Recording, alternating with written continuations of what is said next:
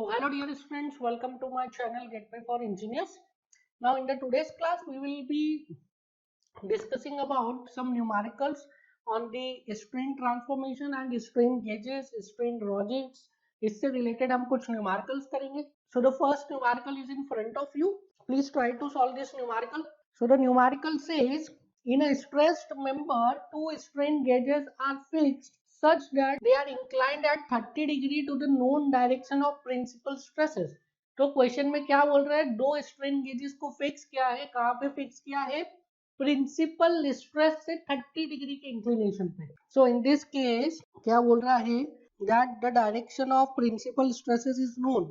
So I am assuming कि ये जो डायरेक्शन है x and y, this x and y direction are what? These are principal stress का direction. These are direction of principal stress. ठीक है. So x and y I am assuming कि these are direction of principal stress. तो ये x and y direction में कैसे strains आएंगे? X and y direction में प्रिंसिपल स्ट्रेन्स आएंगे like this, epsilon 1 and epsilon 2. So x and y direction में कैसे स्ट्रेन्स आएंगे? प्रिंसिपल स्ट्रेन आएंगे एप्सिलॉन 1 एंड एप्सिलॉन 2. नाउ क्या बोल रहा है कि स्ट्रेन गेज को कहाँ पे फिक्स किया है? स्ट्रेन गेज को 30 डिग्री के एंगल पे फिक्स किया है from the direction of principal stress. So ये प्रिंसिपल स्ट्रेस का डायरेक्शन है, इससे 30 डिग्री पे स्ट्रेन गेजेस को फिक्स कर दिया. This angle is how much? 30 degree. So principal stress से 30 डिग्री के डायरेक्शन पे क्या किया है? स्ट्रेन गेजेस को फिक्स कर दिया है.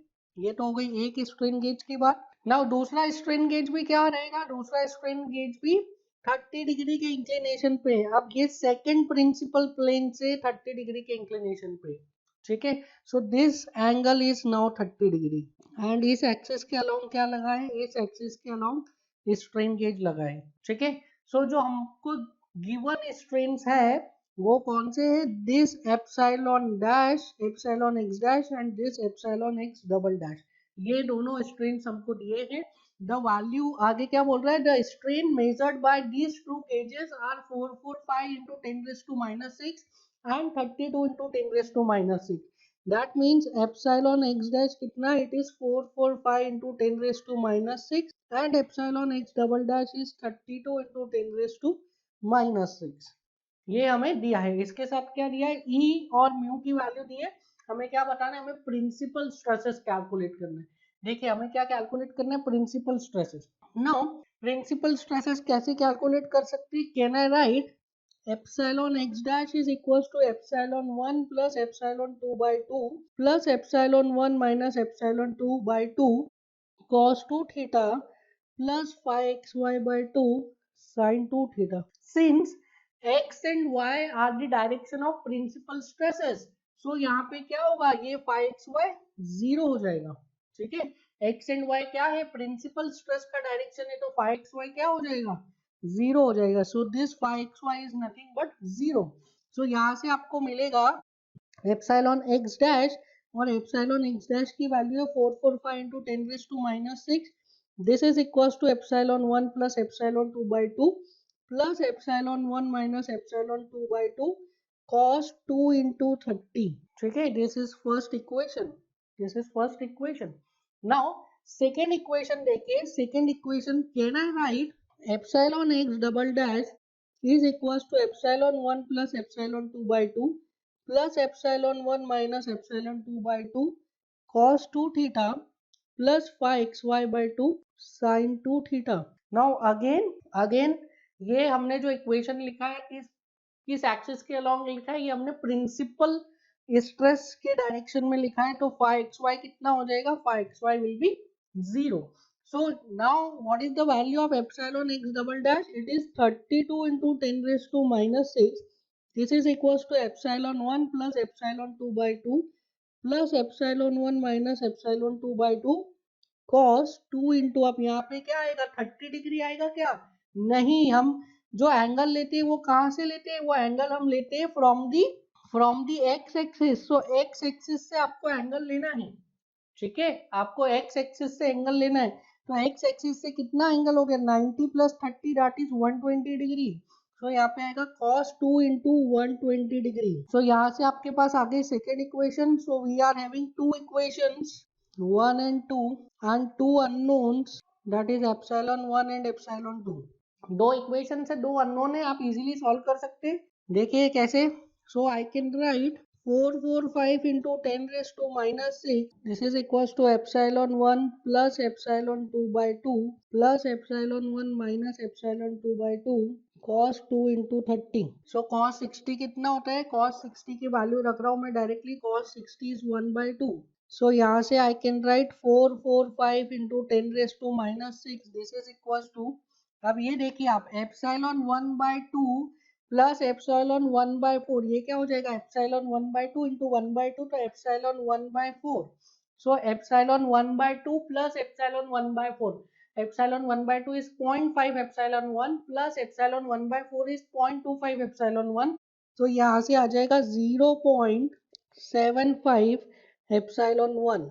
आगे देखिए epsilon 2 by 2 minus epsilon 2 by 4. Epsilon 2 by 2 minus epsilon 2 by 4 कितना हो गया.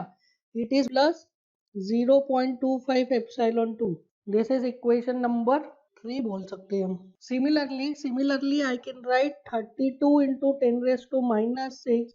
This is equals to epsilon 1 plus epsilon 2 by 2 plus epsilon 1 minus epsilon 2 by 2 cos 2 theta. अब cos 240 क्या होता है.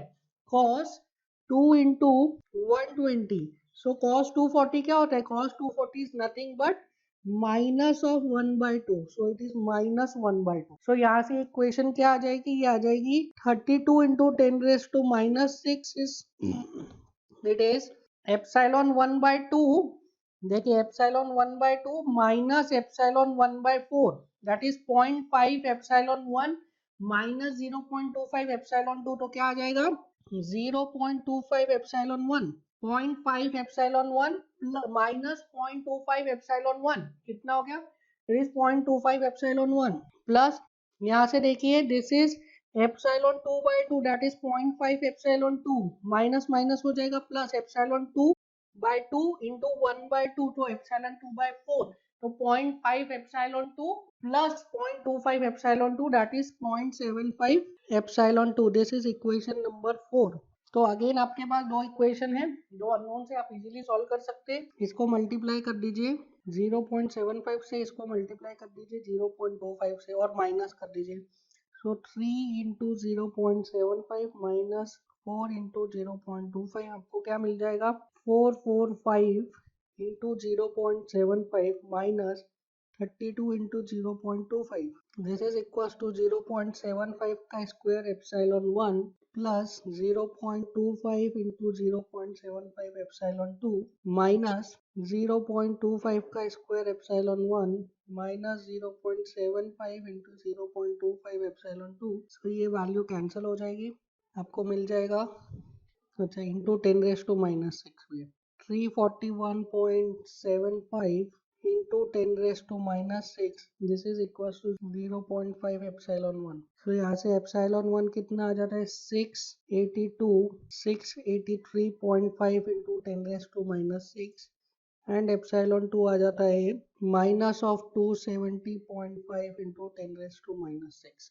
So आपके पास epsilon 1 आ गया, epsilon 2 आ गया. आप इजीली क्या कैलकुलेट कर सकते हैं सिग्मा 1 सिग्मा 2. क्वेश्चन में क्या पूछा है प्रिंसिपल स्ट्रेसेस, तो आप इजीली कैलकुलेट कर सकते हैं. We know that sigma 1 is equals to E upon 1 minus mu square epsilon 1 plus mu epsilon 2. So values रखिए. Sigma 1 is equals to E कितना दिया है क्वेश्चन में 2.1 into 10 की पावर 5 अपॉन 1 माइनस 0.3 का स्क्वायर. एप्सिलॉन 1 कितना आ गया 683. So 683.5 into 10 raised to minus 6 plus 0.3 into minus 270.5 into 10 raised to minus 6. So यहाँ से आ जाएगा 15.10 Newton per mm square. Similarly, you can calculate sigma 2. Sigma 2 is equals to E upon 1 minus mu square epsilon 2 plus mu epsilon 1. So sigma 2 E कितना है 2.1 into 10 raised to 5 upon 1 minus 0.3 का square. Epsilon 2 is minus 270 into 10 raised to minus 6 plus 0.3 into 683.5 to 10⁻⁻6। So sigma 2 यहाँ से आ जाएगा आपका, it is 139.03 mega pascal. So in fact sigma 1 कितना है, sigma 1 is 139.03 mega pascal and sigma 2 is 15.10 mega pascal. ठीक है, सो आपके प्रिंसिपल स्ट्रेसेस आ गए। तो इस तरीके से आप क्या कर सकते हैं, प्रिंसिपल स्ट्रेस कैलकुलेट कर सकते हैं। सिंपल इनफ, कोई ऐसा कुछ नहीं था, सिर्फ एक प्रोसीजर है, वो प्रोसीजर आप फॉलो करोगे तो इजीली आपके आंसर आ जाएंगे। नेक्स्ट न्यूमेरिकल देखिए, next numerical, a solid shaft 600 mm in dia is rotating at 800 rpm and transmitting power and it is subjected to torsion only. A strain gauge is mounted on the surface of the shaft with its axis at 45 degree to the shaft axis and it gives strain reading of 4 into 10⁻⁻4. Given capital E is 100 gigapascal and mu is 0.25, you have to find the power transmitted by the shaft. So यहाँ पे क्या निकालना है आपको, निकालना है power transmitted by the shaft. Now in this case the shaft is subjected to torsion only. तो shaft के ऊपर क्या लग रहा है, सिर्फ torsion लग रहा है। तो क्या आ रहा होगा, सिर्फ टॉर्शन की वजह से शाफ्ट की सरफेस पे आ रहा होगा टॉर्शनल शियर स्ट्रेस। एंड अगर हम वो टॉर्शनल शियर स्ट्रेस की वैल्यू कैलकुलेट कर लेते हैं तो हम क्या कैलकुलेट कर सकते हैं, हम टॉर्क को कैलकुलेट कर सकते हैं। ठीक है, हमने पढ़ा था for the case of pure shear the equation of torsional shear stress or equation of torsional moment T upon IP is equals to tau by R is equals to G theta by L. सो अगर इस equation में मुझे ये tau की value पता चल जाए तो मैं क्या टी की वैल्यू कैलकुलेट कर सकता हूँ। ठीक है, तो हमें क्या करना है, टाउ की वैल्यू कैलकुलेट करना है।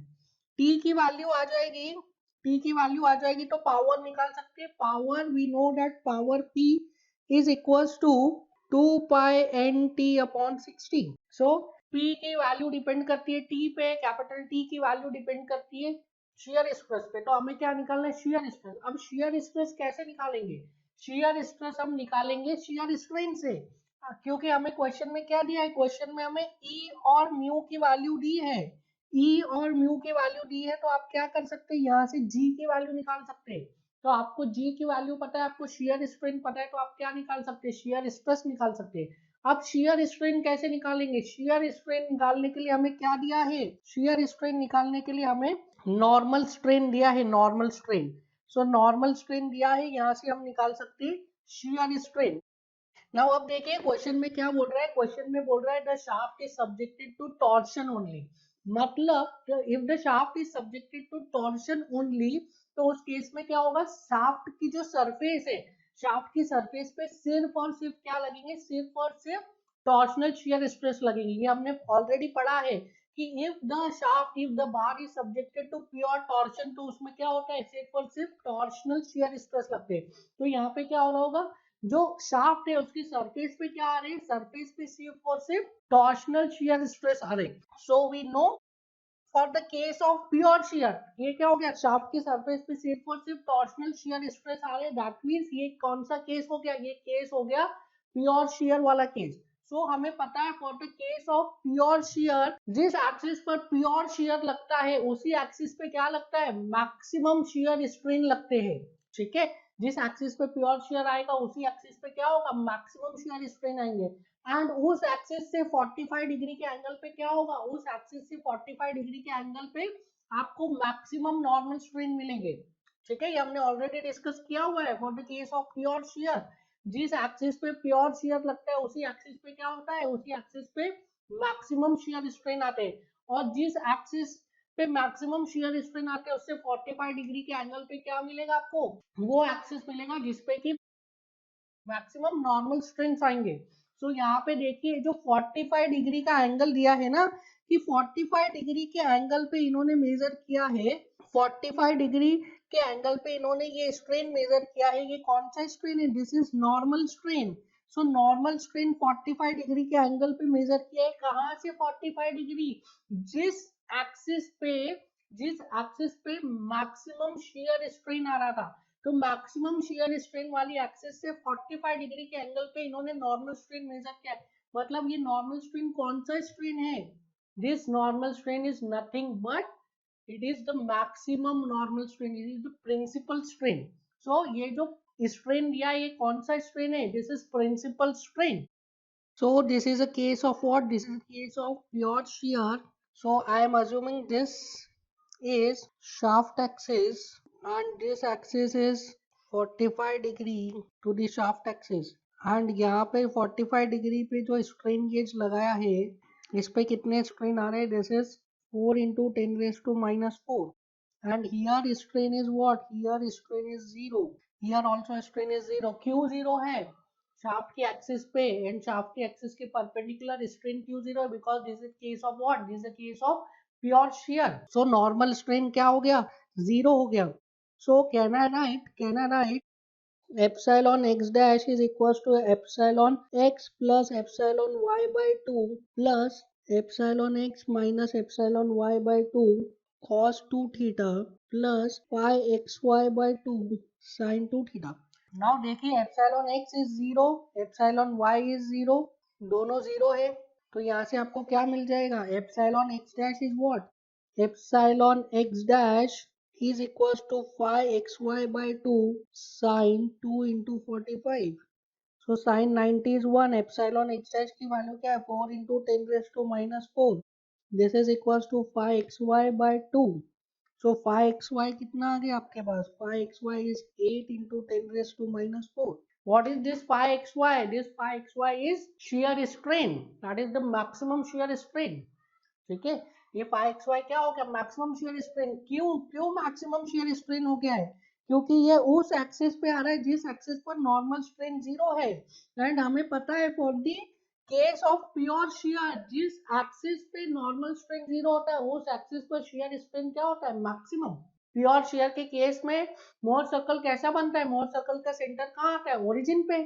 सो जिस एक्सिस पे आपका नॉर्मल स्ट्रेन 0 होगा उस एक्सिस पे शियर स्ट्रेन क्या होगा? शियर स्ट्रेन मैक्सिमम होगा. So this is nothing but maximum shear strain. This is maximum shear strain. So can I write tau max is equals to G into phi max? Tau max is what? It is equals to G into phi max. तो G की value calculate कर लीजिए. G हमें दिया नहीं है but हमें पता है G का relation E is equals to 2G into 1 plus mu. E कितना है? E is 200 gigapascal. This is equals to how much?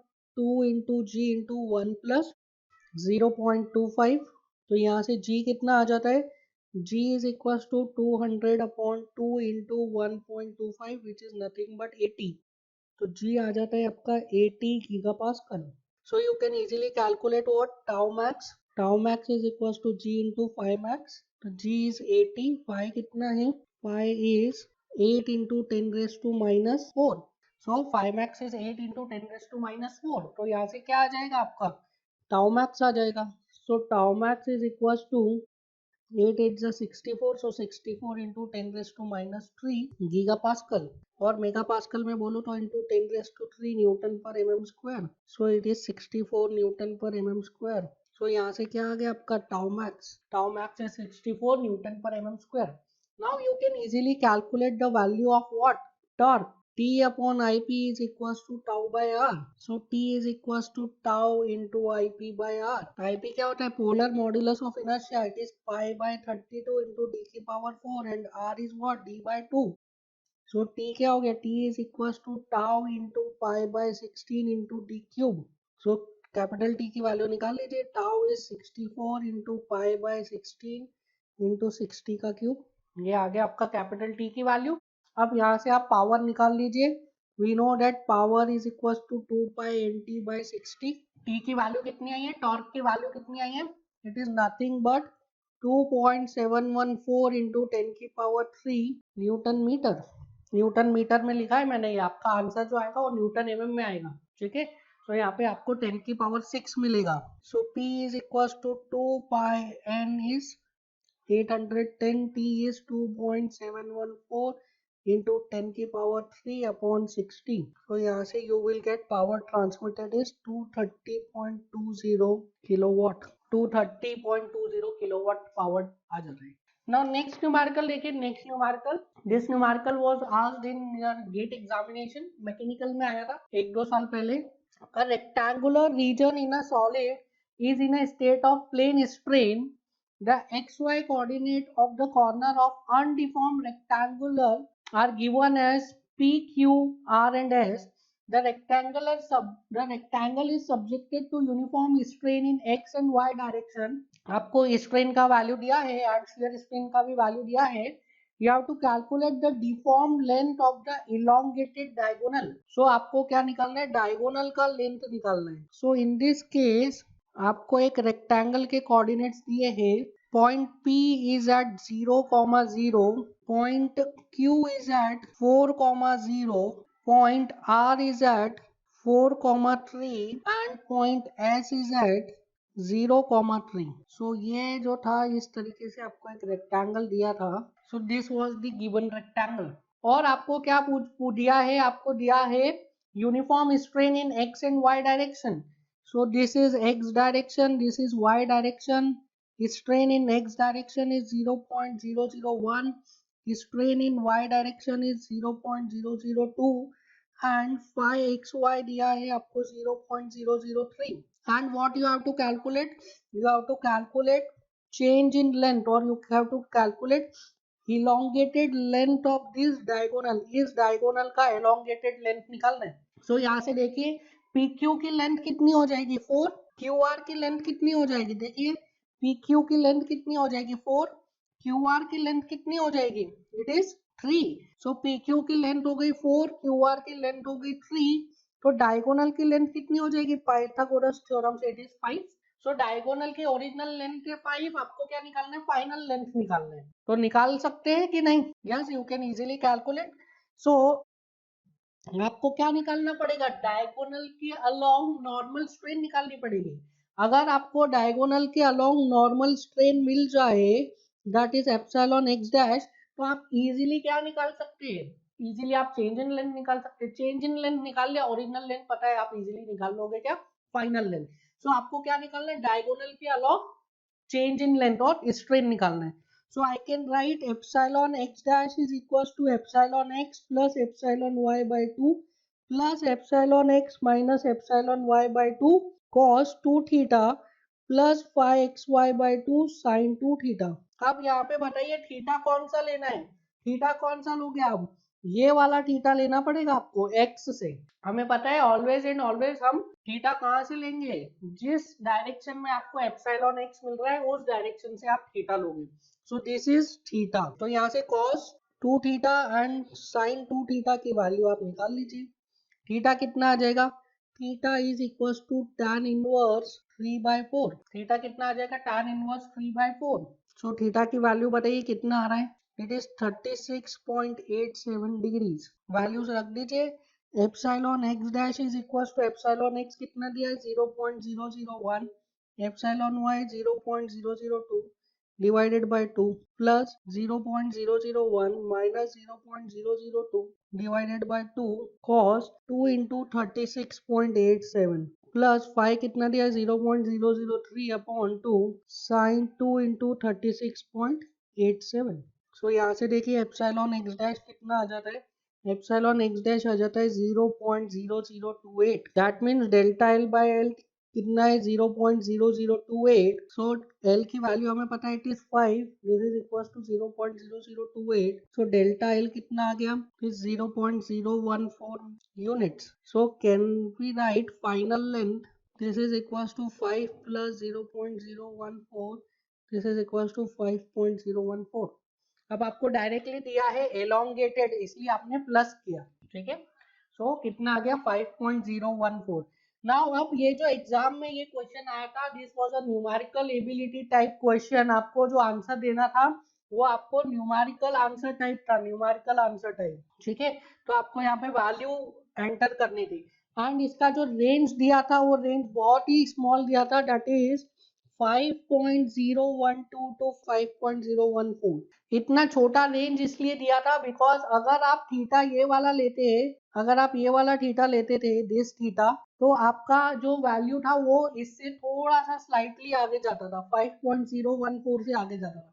तो इसलिए क्योंकि स्टूडेंट्स ये गलत थीटा लेंगे इसलिए इस क्वेश्चन में ये इतना छोटा रेंज उन्होंने दिया था. तो आपको हमेशा ध्यान रखना है कि थीटा आप कहाँ से लेंगे? थीटा आप हमेशा उस एक्सिस से लेंगे जिस एक्सिस पर सिग्मा एप्सिलॉन एक्स लग रहा है, ठीक है, जिस एक्सिस पर एप्सिलॉन एक्स लग रहा है उस एक्सिस से लेंगे। मतलब कि इस फॉर्मूला में जो आप एप्सिलॉन एक्स की वैल्यू पुट करोगे उस एक्सिस से आप थीटा लोगे। समझ में आया? ठीक है, जो इक्वेशन में एप्सिलॉन एक्स की वैल्यू आप पुट करोगे ना उस एक्सिस से आप थीटा लोगे हमेशा। नेक्स्ट न्यूमेरिकल देखिए, next numerical, the strain measured from a rectangular strain rosette are 0.0006, 0.005 and 0.002 along 0 degree, 45 degree and 90 degree axis. Find the magnitude of principal stress and position of principal plane from 0 degree axis. Given capital E and Poisson's ratio. So ये question is very easy, हमने इसके लिए directly formula देखा हुआ है, that is phi xy is equals to 2 into epsilon 45 minus epsilon 0 plus epsilon 90. So 2 into 0.0005 minus 0.0006 plus 0.0002.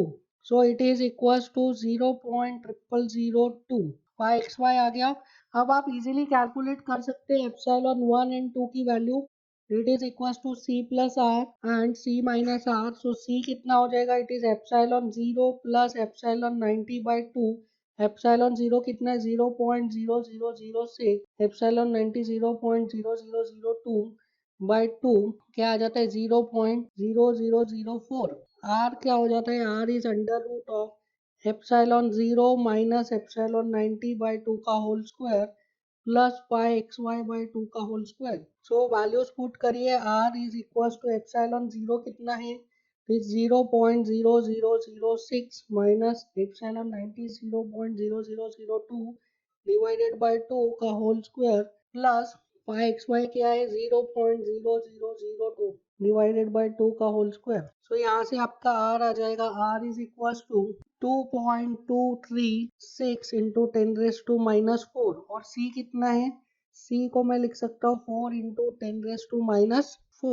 So epsilon 1 आ जाएगा c plus r, that is 4 plus 2.236 into 10⁻⁻⁴। तो ये जाता है 6.236 इंटू 10⁻⁻⁴। एप्सिलॉन 2 हो जाएगा c minus r, that is 4 minus 2.236 into 10⁻⁻⁴। तो ये हो जाएगा 1.77 इंटू 10⁻⁻⁴। नाउ पोजीशन निकाल लीजिए। Position we know that tan 2 theta is phi xy upon epsilon 0 minus epsilon 90। So phi xy कितना दिया है? 0.0002 अपॉन एप्सिलॉन 0 is 0.0006 माइनस 0.0002। तो यहाँ से आ जाएगा tan 2 theta is equals to 2/4। So यहाँ से आपका आ जाएगा theta is equals to 13.28 degree and 103.28 degree. So ये आपको क्या मिल गया? ये आपको मिल गया position of principal planes. Now what you have to calculate? You have to calculate value of sigma 1 and sigma 2. So sigma 1 is equals to E upon 1 minus mu square epsilon 1 plus mu epsilon 2.